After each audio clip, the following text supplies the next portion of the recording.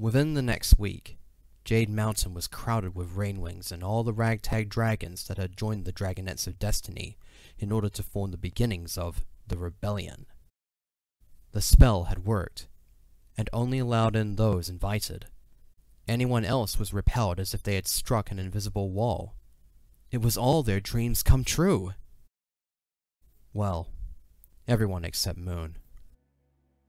With so many dragons in one place, Moon suddenly felt her head crowded with too many voices, too many emotions.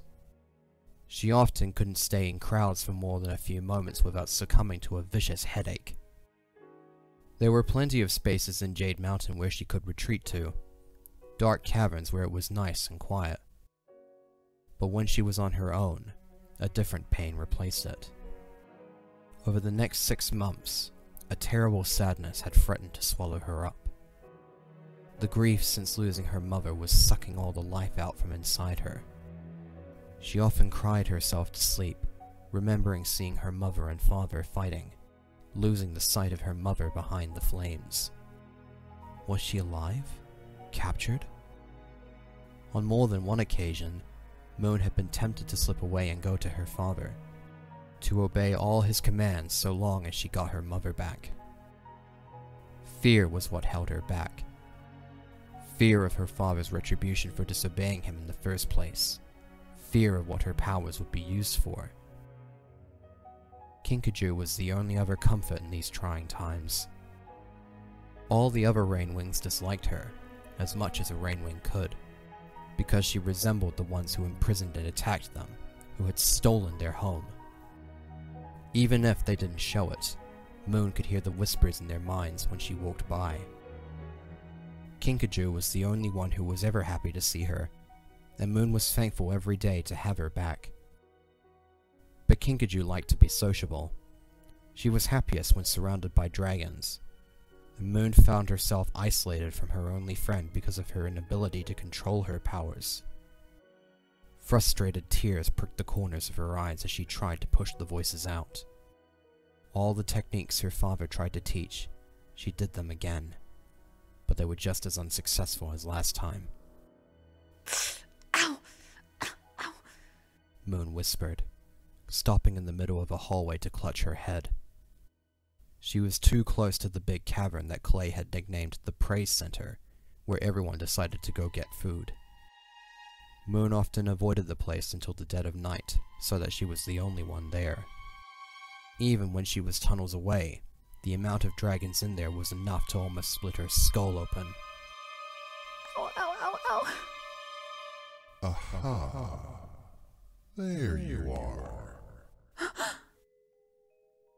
A voice unlike anything Moon had ever heard before washed through her mind. Deep and resonant, articulated and cool, with the slightest hint of music just beyond her reach. Her head snapped up and she looked around. Where had that come from? It almost sounded like the voice was talking to her. I am talking to you. Instant, paralyzing fear made Moon almost panic herself into a frenzy. All through those months of traveling, she'd wondered whether to tell the Dragonettes of Destiny about her powers. Her father had always instructed to keep the extent of them a secret, so that she would have an extra weapon up her sleeve. But she hadn't wanted that. And yet, when she met Stonemover and realized her new responsibilities, he told everyone that Nightwings didn't have powers anymore. So now, Moon was afraid that if she did tell someone, they would all hate her, think she was a spy for her father and send her away. She decided to keep it a secret a little while longer, until she could figure out the best way to say it. But had her self-isolation, her constant headaches, her behavior given her away? Had someone found her out and were now toying with her? 3 moons. You're a jumpy one. Who are you? Moon whispered. She trotted to the next cave along, ducking her head inside to see if anyone was there. Empty. She moved on to the next. Who are you? He countered. At least, Moon thought it was a he. It sounded like a he. And then, As if he'd plucked the answer out of her brain, he said, Ah, hello, Moonwatcher. Just Moon, please. She said instantly before she could stop herself. Her father was the only one who called her Moonwatcher. Everyone else who was friendly, who was good, called her Moon.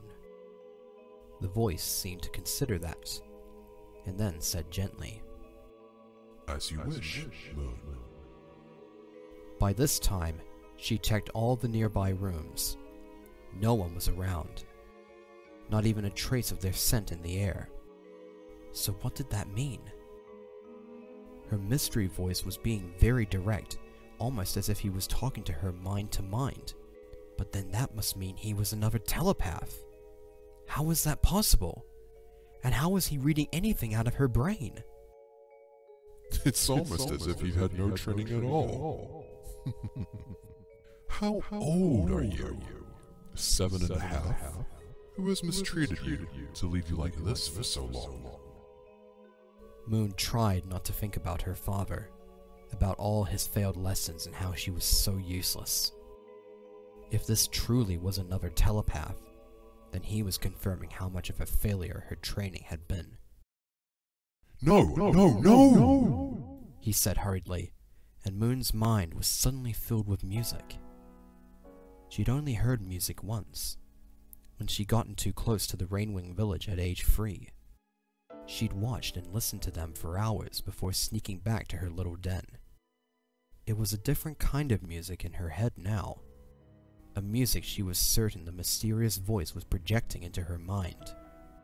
She didn't even know what instruments were making this beautiful sound right now. But the music that her mystery voice was thinking of was calm, slow, soothing.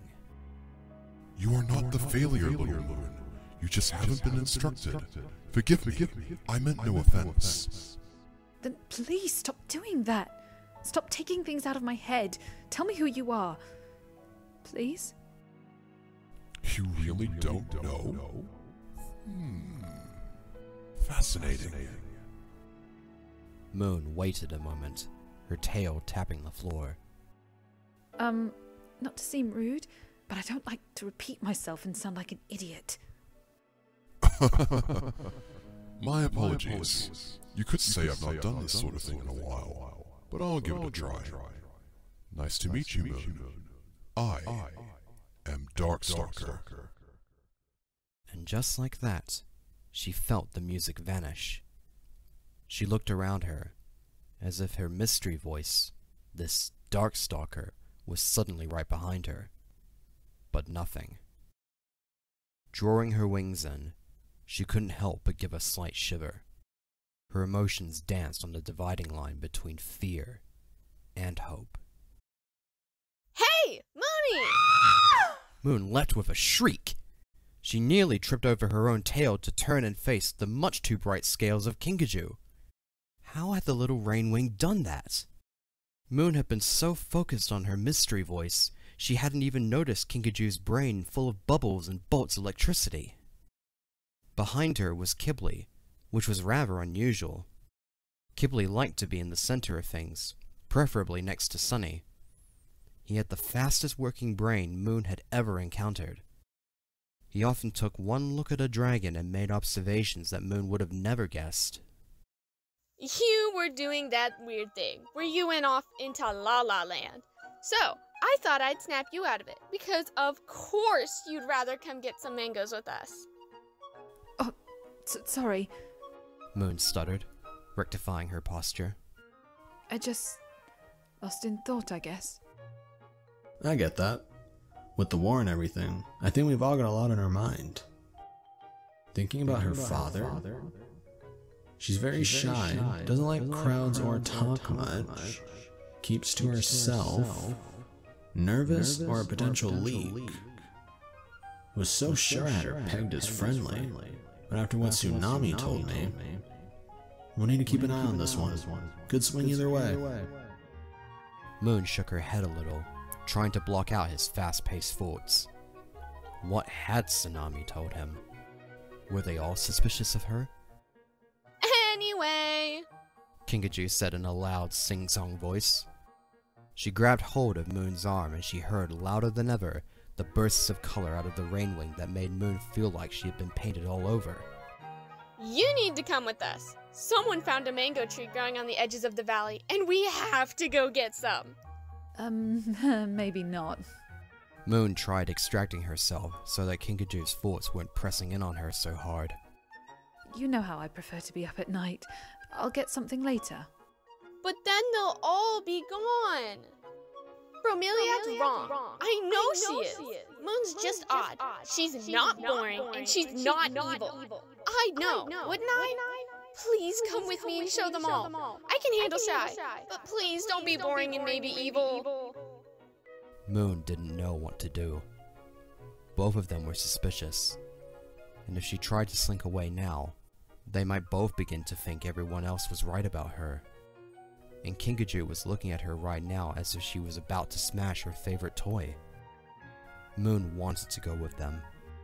It had been forever since she'd had a mango. But the thought of going into the prey center right now made her stomach flip with dread. Warm scales brushed hers. She looked up and was surprised to notice that Qibli had stepped up beside her, his wing gingerly brushing her. Hey, if you're worried about crowds, we'll stick to the corners. Just talk to us and don't worry about anyone else. Was that too forward, or was it comforting? If I keep being reassuring, will she like me, or think I'm coddling her? Kinkajou fluttered her small wings. Yeah, we'll protect you from all those frog faces. See, no one makes nasty whispers about my best friend. Best friend? Moon felt a little lighter at the thought that anyone was still her friend. And if she had only Kinkajou, and maybe Qibli, that would be enough.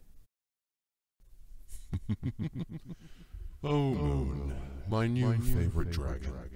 This dragonette with her brain full of bubbles is not your only possibility. I believe you and I are destined for a great friendship. Well, lead the way, she said quickly, to cover up whatever face she made when she heard him. Maybe she shouldn't listen to this new voice, she wondered as she walked. Her mind tried to puzzle him out. If she was talking to another telepath, then that meant Darkstalker had to be another Nightwing. But Stone Mover had said there weren't any powers among the tribe in the last 200 years, and her father had always told her that she was the firstborn with powers in living memory. Was Darkstalker someone who had lived outside the tribe, just as she had? Could she take that chance? Maybe she shouldn't trust him. He could be a spy for all she knew, trying to get to her on the orders of her father. She tried hard not to think about that. As she followed Qibli and Kinkajou, she began to sense the dozens of minds up ahead. With every step she took, the louder they became. The urge to shy away from the pain of the oncoming headache was almost ingrained in her now. But no, she told herself, she would carry on. For Kinkajou. For the purpose of making friends. Gritting her teeth, brow crinkled, she walked into the wall of pain. Just focus on taking one step at a time. Just one step, then the other. The prey center was one of the largest caverns in the mountain, with one wall partly open to the valley beyond. Goats and deer that naturally inhabited these lands were fair game to any who wanted to catch them, and the trees and bushes were plentiful in nuts and fruits. There was even a large lake within the mountain's borders filled with fish, and every dragon who caught their food would bring it back here to feast and chat. It made for great bonding amongst all the different dragons, but it meant that their minds were clustered together, voices overlapping and building up to the ceiling. Focus. One step, then the other. Moon thought. Her mantra wasn't entirely successful in blocking out all the noise. All it was doing was waiting to pounce on her as soon as her concentration broke. Which it did when she was so absorbed in getting her feet to work that she almost stepped on Qibli's tail, before he hurriedly swept the deadly barb away from her. Whoa, careful there. Don't you want to keep all your talons? He gave her that lopsided smile that meant he was joking. Moon winced. Oh, sorry. As promised, Kinkajou and Qibli led her over to a quiet corner where the nearest dragons were still a good 20 feet away. Kinkajou immediately hurried out to a large stone shelf where someone had left piles of fruit for others to pick from. Qibli was watching Sunny talking to Tsunami and a bunch of rainwings, his mind cataloging potential threats. Moon just sat in the corner and tried not to look like she was in agony, which, to clarify, she absolutely was. I could help, you know. Chimed in the voice. That is, if you're done categorizing me as the sinister stranger. Oh, that sounds like a terrible trashy thriller. Yes, because I should completely trust a random voice that just popped into my head one day. Oh wow, thinking about it like that makes me sound insane. I could say you're not, but as you pointed out, I'm just a voice. What do I know? Moon thought about it for a moment, about all the lessons from her father, how nothing he told her to do worked, and then said, I'm sorry. Do you really know how to help me? This time, you have a tutor who actually knows what he's talking about. It'll be fine. You'll see. Alright, I'm listening. Imagine the sound of ocean waves. I've never heard ocean waves. What? Were you raised under a mountain? Fine. Then some of a repetitive soothing voice. Moon made sure Qibli hadn't noticed her staring off into space yet. Would rain work? Yes, exactly. Fill your head with rain.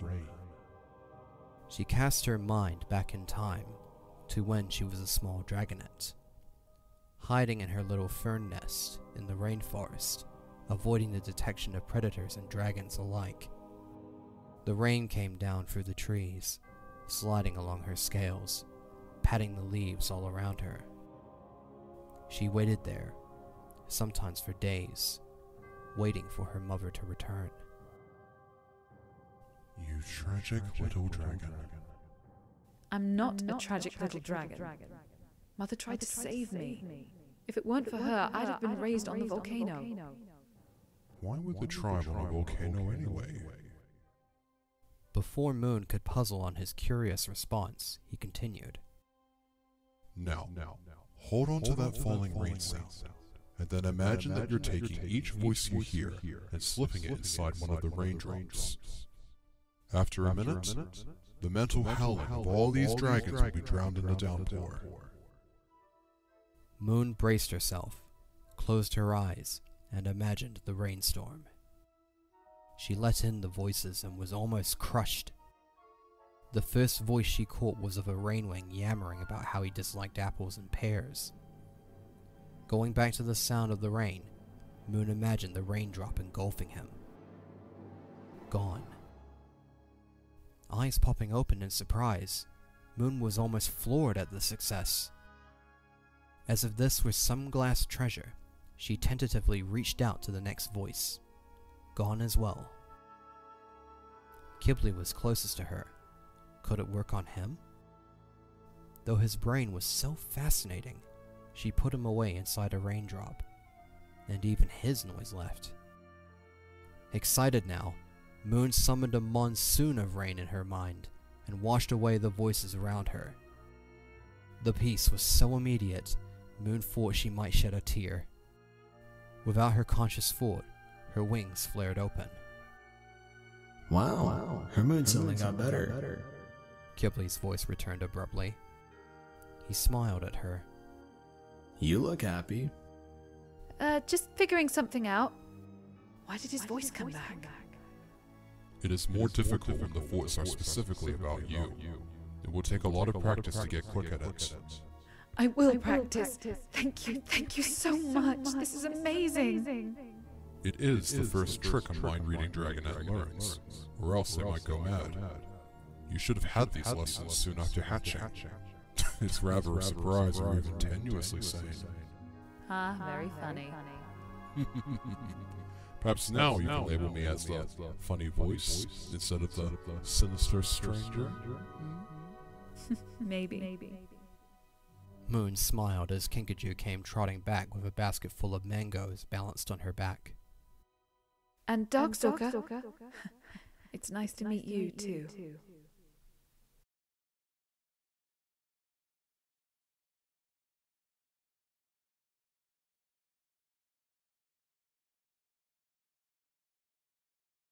A sliver through damp ash, feet trampling over blackened rubble.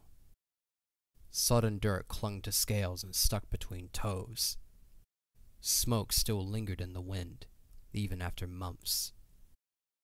The cliffs were desolate and broken like the fragments of pottery, scroll, brickwork, and bone on the sandy floor. Blister surveyed the ruins of the Sea Wing summer palace. She'd been here, at the start of every month, to see if a message had been left for her. But nothing. Coral and her bubble-breathing idiotic tribe had vanished. The alliance Blister had created was slipping through her talons like melting ice. After everything she'd promised them, all the careful manipulation she'd had in place, all gone. Her tail twitched dangerously. She wanted to kill someone. 5 someones, preferably. Those dragonettes had been nothing but a thorn in her side. But maybe not for much longer. Morrisir had come through. He was willing to carry on their alliance. That they worked together to take over both the Kingdom of Sand and hunt down some pesky dragonettes. With the Nightwings and now the majority of the Sandwings on her side, perhaps coming back to this burned-out ruin was a waste of time. Maybe there was some comfort in thinking Coral would return. Morrisir was the more powerful ally, but he was also unable to be manipulated. Blister didn't like the fact that he acted like he knew more than he let on. She'd always been skeptical of the claim that Nightwings had mind-reading or foresight powers, but there was always that little knot of worry in the back of her brain. Someone who could read her mind and see her future decisions was a powerful ally, and Blister knew she'd be a fool to turn down such an alliance. But still, it made her nervous, though she would never admit it. Ugh, she hated Nightwings! Wingbeats sounded behind her. She spun and crouched, tail raised and poised to strike. But it was no Nightwing or Seawing. It was another Sandwing, one she didn't recognize. His cheeks were tattooed with dragon skulls, a sure sign that he was of peasant birth. He landed, staying well out of striking range, and bowed. Queen Blister, my grandfather sends his congratulations for winning back the stronghold. Does he? And should I care what your grandfather thinks? Maybe. Depends on if you can make use of his thoughts. The stranger shrugged. Blister made a show of turning in a frustrated circle, making sure to hide her careful step closer with a flick of her wings. Do not bore me with riddles. Why are you here? All my subjects had their chance to pledge their loyalty to your rightful queen. She'd given everyone in the Kingdom of Sand exactly 2 days to come to the stronghold and bend the knee. Painful execution and public dismemberment were to be the punishments of those who did not. Her courtyard had been flooded with dragons just hours after the proclamation had been sent out. And all those who didn't come fled to the criminal pits like the Scorpion Den or any of the outlying oases. Blister had quite enjoyed seeing the looks of horror on the faces of her subjects when they walked through the front gate, right underneath the severed head of Burn, blackened with dragonbite viper venom as it was. My grandfather sent me to offer you a proposition. He knows fighting a war on 2 fronts is hard work, especially when you don't know which of your subjects to trust. It's better to not trust anyone, She retorted harshly. She didn't even trust her own generals or any of her soldiers. In fact, she had gotten them all to spy on one another for her. Byrne found that out the hard way. Always had insurrections amongst the people, shipments disrupted, supply routes robbed, dragons she wanted dead conveniently vanishing. My grandfather knows who did all that. A little band of would-be heroes who call themselves the Outlaws. Blister paused in her continued attempts to get close enough to strike. She had heard of such discourse in the kingdom during Byrne's occupation, but she had assumed it was the failings of her brutish sister. If this was going to be a recurring issue for her too, then that would be annoying. You need someone who can play their game. They're criminals, we're criminals. They spy on you, we spy on them. They make things hard for you, we'll kill them. My grandfather can make that happen for you. Oh, really? If your grandfather is so smart as to deliver on all these promises, then he can't want to do it for free.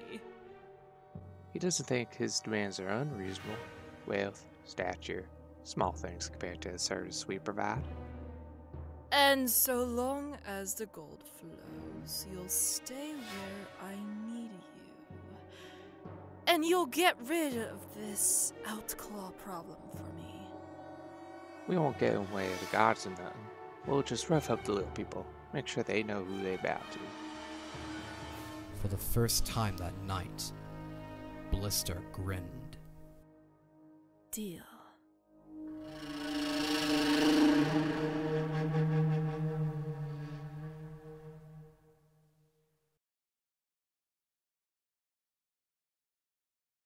One would think that lying absolutely still would be the easiest thing in the world, but the urge to move just that little fraction is unconsciously irresistible. A twitch of the foot, a slight twist of the lower back, even the simplicity of tilting one's neck for a more comfortable position. All these things one didn't notice until they were taken away. A familiar panic began to swell in his stomach.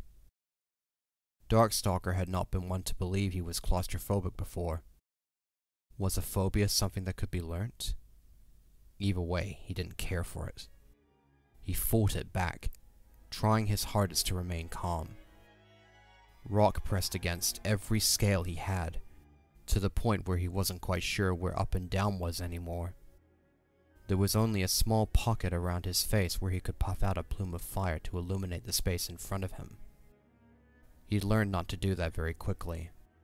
It was frightening to see the wall of stone and earth so close. When he'd woken up, confused and frightened, he'd tried to move, and when he'd been restrained, he'd gone for his magic. The words had tumbled through his head, out of a voice that had croaked and cracked from disuse and dehydration. But nothing. His magic was there. He could feel it, the near constant quiet hum through his talons. And yet, it would not obey him. How? Several times he had tried, and every time he failed.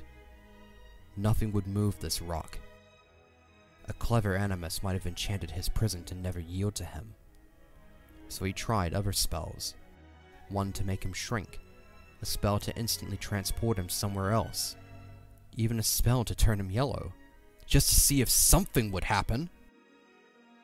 But the thing that made him special, the thing that he'd been made for, was no longer his to command. A breeze trickled past his nose, a welcomed, if slight change in the damp, stale air. Was it raining outside? He stuck out his long, forked tongue, trying to catch even the barest hint of moisture. By the great dragon, he was so thirsty. By all the stars, he was so hungry. For not the first time, he cursed his short-sighted, foolish past self for not thinking of this outcome when he had made himself immortal. He could breathe in all the foul, stale air he wanted, could starve himself until his stomach finally ruptured, could not drink until his throat turned to dust, and he would still live. What a curse he had put upon himself. But was there still hope? Willing to do anything to rid himself of the torture that was his own existence, he happily escaped into his own mind and the minds of others. Jade Mountain was crammed full of dragons, the most he'd had anywhere near him in months. After only having Stone Movers forts as company since he'd awoken, so much noise was a welcome change. But there was only one mind he wanted to be in right now. Moonwatcher. He'd known she'd come. When he'd finally accepted his current state, accepted he was trapped, abandoned, alone, he'd flung himself into the timelines to see if there was a way out. Clearsight had always been better than him at sorting through all the possible futures. He'd only ever looked at the most likely and left it at that. Now, with nothing but time on his talons, he built up that muscle he'd underused all his life. He finally used his moon-given power to its potential. He'd looked into his possible futures. And that's when he'd found her. His savior. His salvation. His tenuous thread to sanity. She was the only mind reader who could hear him. The only one who could prove to him that he wasn't dead and haunting his own corpse. She was the only one who had a shot at getting him free. He wasn't sure how yet. There were so many possibilities, and he didn't know all the factors that had led up to this moment. Once he had those answers, he might be able to form a plan, with Moon at the center. But she wasn't what he'd expected. She was untrained, fragile, lost. Through her thoughts and those around her, he'd garnered that Nightwings no longer had their signature abilities. She was unique, the only one. Something about it pointed to an island, a volcano, but he couldn't quite see how that fit together. Moon had been alone and miserable most of her life, teetering on the edge of madness from her abilities. Inside her was a fierce yearning to be loved, to be treated with kindness and care. Darkstalker had very rarely been moved to pity, but he could somewhat relate to the flashes of horrible memories he found in her head. She was funny, and in his visions of the future, he saw them being great friends, and she trusted him. And though she was suspicious at first, there was no sense of judgment in her emotions. Not even his beloved Clearsight could say the same. She had always judged him by actions she could see him possibly commit. But Moon really knew nothing about him, and treated him like his own person. He felt an unexpected urge to shield her from all the wrongs that had befallen her, and that was why he had reached out today to teach her. Darkstalker knew this dragoness was not a natural survivor. The world would crush her under its cruel heel without compunction, never seeing the delicate petals that lay bruised and trampled in the mud. Spiteful rivals, unkind critics, ruthless leaders, and dubious suitors. He cringed at the pain that inevitably lay ahead of her. Without the protection of a stronger individual, she would be destroyed, body and soul, by the brutal demands of a notoriously callous world. Right now, Moon was flying through the valley alone. From her thoughts, he gathered it was late at night. She preferred to be up at night, unlike all the other dragons around her. She was compromising, sleeping half the day and half the night, so that she could at least be awake with the others for some of the time so as not to seem odd to them. Darkstalker found it rather adorable, if a little pathetic, how far she was willing to go to please others. It's a pity none of the other tribes are nocturnal as we are. He chimed in her head. He caught her by surprise, and she did a little flip in the air. They don't get to revel in the beauty of the moons as we can. Oh, what he wouldn't give to be out there now in the moonlight. To feel the wind under his wings. The pang of longing that hit him, the despair, was so great he felt the fraying hope of his sanity give a little shudder. Why would we be any different? Moon fought back to him. At least she was getting used to the idea of these mental conversations. She adjusted quickly, could keep up. He liked that about her. I'm only awake at night because it's a habit. Easier to hide in the rainforest at night. Darkstalker's real body snorted. Nonsense. You're behaving like a normal Nightwing. Clue is in the name. We are meant to be awake at night. Oh, but my father always said... I have a feeling your father wouldn't know what an actual Nightwing was, even if it bit his nose off. From her memories of this imposing father with intense gold eyes, Darkstalker knew he would have a few choice words for him if he were free. He'd made a mess of his daughter and blamed her for his own mistakes. It struck a little too close to home. You are a Nightwing, aren't you? You're another telepath, like me. No extra merits to you for solving that mystery. She laughed a little, and he could feel the tension ease inside her. But how? I thought I was the only one. Did you grow up outside of the tribe too?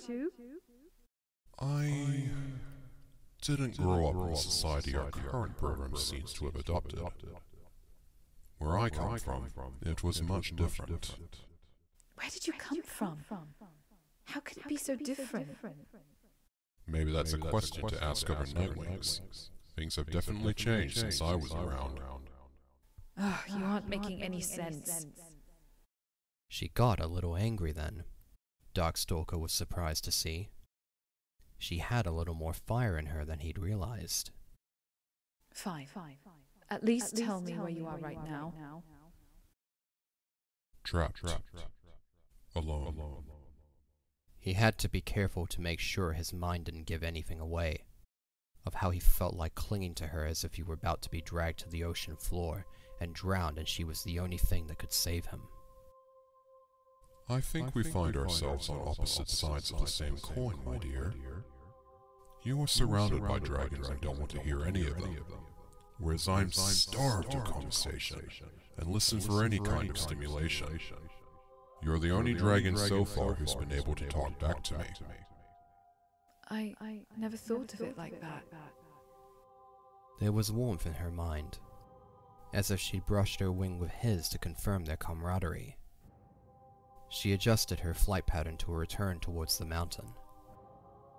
Mother always told me my powers were a curse, and they've certainly never done anything to make my life easier. Darkstalker?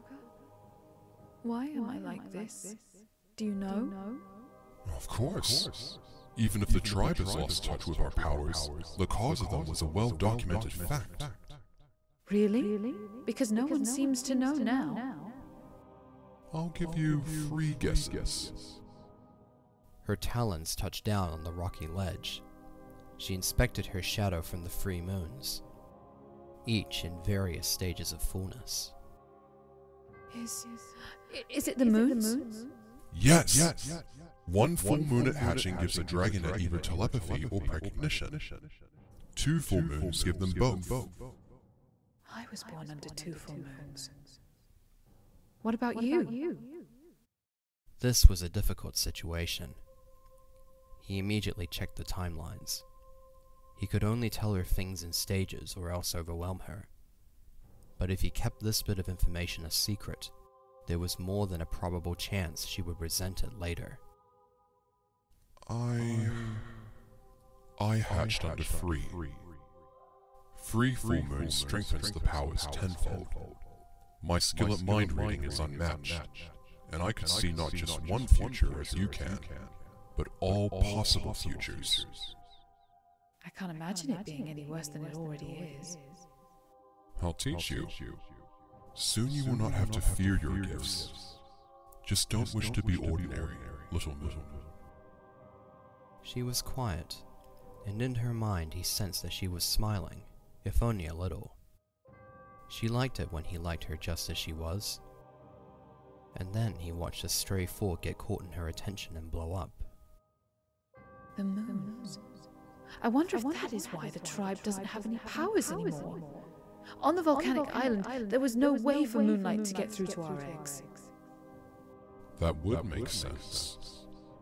But for them to be born without powers long enough to forget them, more time must have passed than I realized. She hesitated, but her mind was colored with concern, with a growing care for him. Are you hurt? Can I find you? Not without leaving your precious barrier, I suspect. And I don't think you can do anything anyway. How are you trapped? Who has you prisoner? Is it Blister? Darkstalker's heart clenched. Bitterness marred his words. Someone who I thought I could trust put me here. But I don't know where she's gone or when she's coming back. Who is it? What do you mean by more time has passed? He'd been dreading asking this, but he needed to know. What year is it, Moon? How many years since the scorching? 5013. His world stopped spinning. What?! He pulled out of her mind with such violent abruptness that even he nearly felt sick. Back into the rock he was cast, into the hell that was his own body. The calculations burned his brain. If he had any moisture in his body left to shed, he might have wept. He really was all alone.